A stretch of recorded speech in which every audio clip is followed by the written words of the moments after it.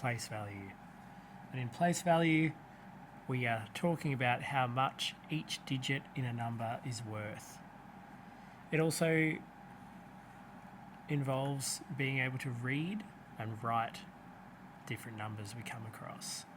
In the previous video, we looked at the place value blocks and the way they can help us read numbers, and in this video we're going to look at how we can draw those numbers.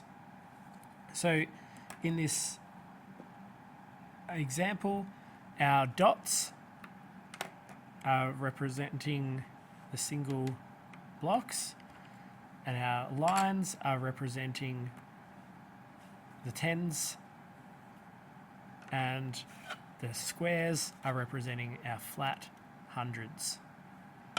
Now remember, in the previous video we learnt about how numbers are blocked in groups of thousands, where we have this pattern that continues: ones, tens, hundreds, ones, tens, hundreds, ones, tens, hundreds, and that can help us to read the numbers. We have our block of ones, we have our block of thousands, we have our block of millions, and it can keep on going. So how do we read this number? Firstly, we're going to start with reading how many millions there are. How many 100 millions? We have 3,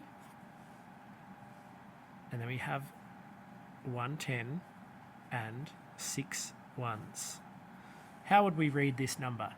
316. And that's exactly how we'd read it in a big number, because it tells us how many millions are there. There are 316 millions.